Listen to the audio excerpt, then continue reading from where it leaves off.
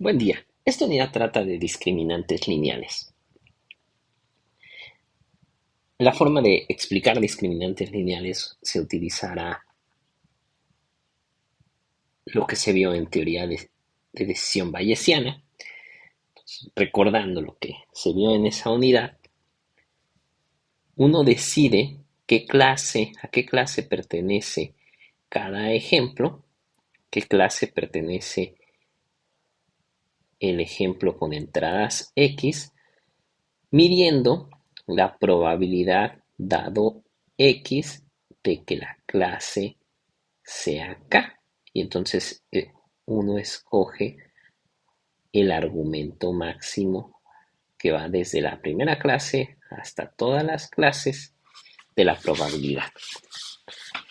Desarrollando un poco más esto, se puede observar que solamente se necesita calcular el prior, a priori, y la verosimilitud, y entonces se sigue tomando el argumento máximo, y esa es la clase a la que pertenece X. Si suponemos, se puede definir la función g de k utilizando la verosimilitud y la probabilidad a priori, y entonces a qué clase pertenece X simplemente tenemos G1, G2, así hasta GK, y solamente escogemos el argumento máximo. A estas Gs son las funciones discriminantes. Utilizando la teoría de decisión bayesiana, se sabe que esta G pues, tiene esta forma, pero no necesariamente. La idea es definir cualquier tipo de función G, y que la función G tenga cualquier forma, no necesariamente basada en probabilidad, y seleccionar el argumento máximo. En caso de clasificación binaria, tenemos G1 y G2, y si suponemos que G1 y G2, bueno, antes de nada, estamos en discriminantes lineales, entonces todas las Gs que se van a observar van a ser de este estilo. Tenemos un conjunto de pesos por cada clase, tenemos la entrada y tenemos este coeficiente que es el sesgo. Aquí es importante mencionar que, por ejemplo, se puede definir una función phi de tal manera que uno tiene phi de x. Esta función nos puede regresar un vector de gorrito dimensiones, para no decir de dimensiones, y entonces la ecuación, voy a escribir aquí, de k de x, que es igual a wk producto punto de phi de x más wk de 0 sigue siendo un discriminante lineal, porque uno puede decir que esta phi de x simplemente se cambia por otra variable que le vamos a denominar z, y entonces el, la c la c de x pues sería c de z igual a w z de k. Bueno, no está mal, no es z de k. La c de x sería igual a argmax de g de k de z. Y ya sabemos cómo se calcula z. Bueno, eso solamente para tratar de explicar que no necesariamente que las entradas, que el vector de entradas puede ser transformado antes y simplemente hay un cambio de variable. Y esta transformación puede ser una transformación no lineal, pero sigue siendo un discriminante lineal después de la transformación. Ahora, en caso binario, si tenemos si seguimos la idea de que viene, siguiendo la idea de decisión bayesiana, se tienen dos discriminantes, pero vamos a observar que si son discriminantes lineales, esto no necesitamos tener dos, porque lo único que se necesita hacer es que G1, o sea, hay que ver que G1 y G2, ¿no? Se restan y se observa como nada más tenemos W, X y una W0, ¿no? Entonces, en lugar de tener G1 de X menos G2 de X, solamente tenemos un discriminante G de X. Y esto tiene una bonita interpretación que es el, el discriminante es una línea, en este caso la línea, este es el discriminante, y nos está separando entre las clases positivas y las clases negativas. Positivo es de lado, es cuando G de X, bueno, cuando G de X el valor de S es mayor que cero, y negativo es cuando el valor de X es menor que cero. Y la línea negra, esta, es cuando G de X es igual a cero, y entonces quiere decir que los puntos que están en ese hiperplano no se sabe a qué clase pertenece. Recordemos la forma de G de X. La forma de G de X es G de X es W producto punto por X más W0. Interesante que este W, que es el W de pesos, vive en el mismo espacio donde viven los ejemplos. Aquí estamos viendo un ejemplo en R2, tenemos a X1 y aquí se tiene a X2. El punto verde son los pesos y el hiperplano es este. El hiperplano es esta línea. Ahora, este punto parece como que está en el origen, pero en realidad si le hacemos un zoom, vamos a ver, ¿no? Imagínense que le hacemos un zoom y este es el origen y aquí está el puntito verde. Este sería el puntito verde. Entonces, no está en el origen, en realidad es el puntito verde es un vector de pesos. Lo interesante de esto es que si uno toma ese puntito verde, eh, lo multiplica por la distancia necesaria para llegar al hiperplano, vamos a ver que este puntito verde, el escalado para llegar hasta aquí, que es E de W y G de XW, aquí son perpendiculares. Entonces, el puntito verde y el hiperplano son perpendiculares. Dejen seguir. En la línea roja nos representa el hiperplano que pasa en el origen, o sea, que pasa en cero, y lo que hace W0, solamente este es el hiperplano que pasa en cero, y lo que hace W0 solamente es mover el hiperplano a que llegue a la posición de G de la función discriminante. Eso es lo que está haciendo W. Entonces, W0. Entonces, W nos genera el hiperplano que pasa en cero. Y W0 lo desplaza. Esa es la estructura de una función discriminante. Bueno,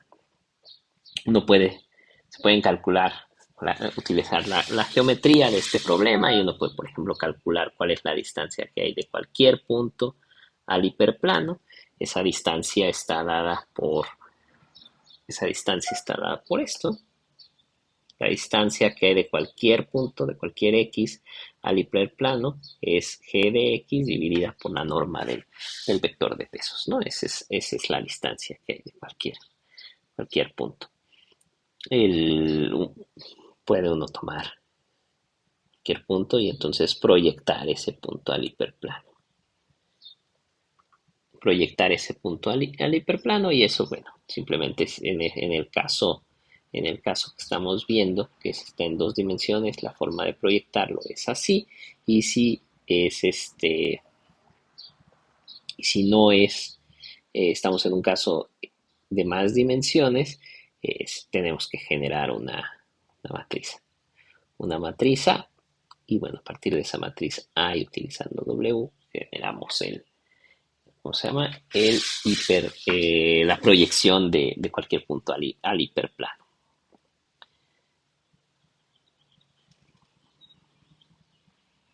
Eh, el hiperplano está definido por A.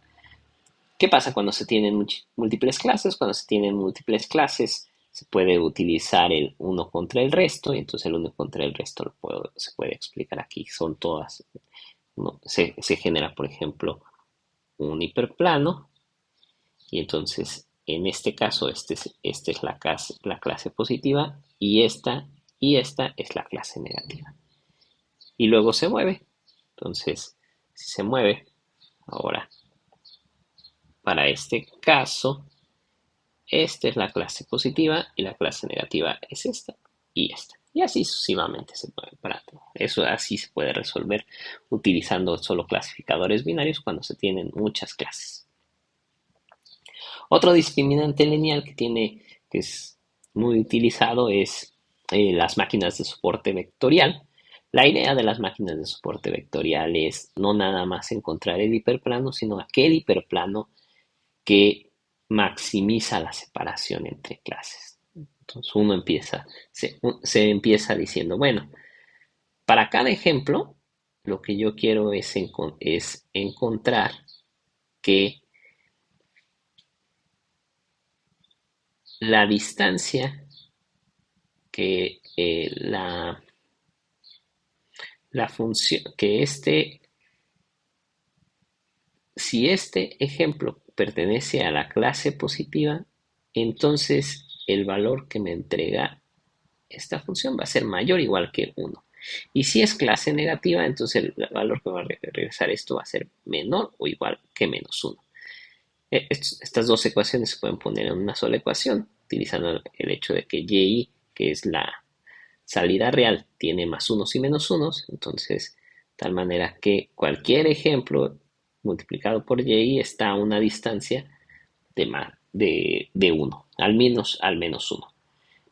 Este es un problema que tiene muchas soluciones, entonces una solución que se puede hacer es maximizar la distancia que hay al hiperplano, bueno, de tal manera que recordemos cómo era la distancia, y la distancia, lo que la distancia al hiperplano pues es esta por esta. Acuérdense cómo la distancia era g dividida entre la norma, ¿no? Entonces, si queremos maximizar esto, lo que tenemos que hacer es minimizar esto. Y este es el problema que se resuelve en máquinas de soporte vectorial, minimizar esto con respecto a que vamos a encontrar un hiperplano que clasifica correctamente todos los elementos. Esto no siempre es posible, entonces se hacen algunas otras ecuaciones para encontrar todavía el hiperplano cuando el problema no es linealmente separable. Aquí lo que vamos a ver, lo que se observa es el hiperplano, que está en negro, pero también los otros los otros dos hiperplanos que están los puntos cuando está el más 1 y el menos 1. Y entonces este puntito, o sea, lo que se trata de hacer es que todos los puntos estén o de este lado o de este lado, pero puede ser que hay puntitos que están en medio, ¿no?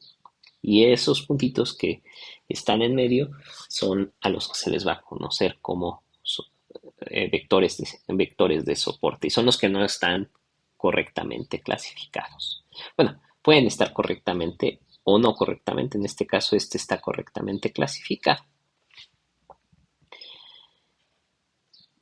Se ocupa para resolver este problema, por ejemplo, en este problema que está aquí, este puntito que está en azul no está ni en el más 1 ni en el menos 1, es un puntito que está en medio, que está en la frontera, Y entonces ese puntito, eh,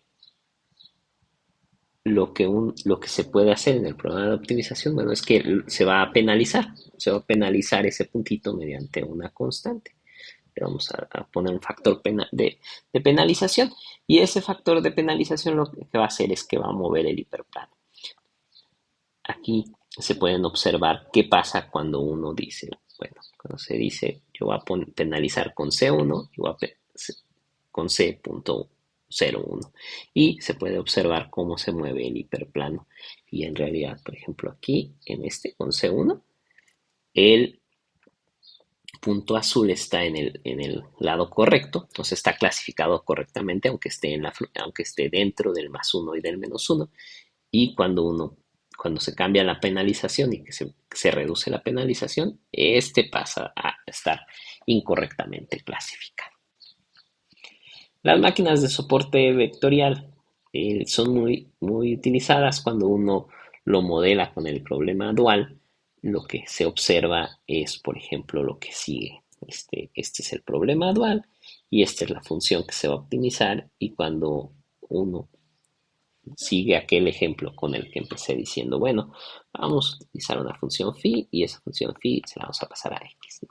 Y entonces, cuando uno hace eso, observa lo que sí. En el problema dual se observa que tenemos a phi de xy, producto punto phi de xj. Y esto es transformar primero las funciones a un nuevo espacio y luego en ese nuevo espacio hacer el producto punto. Entonces aquí es donde, a esto es a lo que se le conoce el truco del kernel, donde en particular esto se puede transformar por un kernel de xy por xj, y no necesariamente, y ya si se transforma así, las operaciones se hacen en el espacio de kernel y no es necesario utilizar la función phi. Y en realidad en algunos kernels ni siquiera se conoce cuál es la función phi en particular.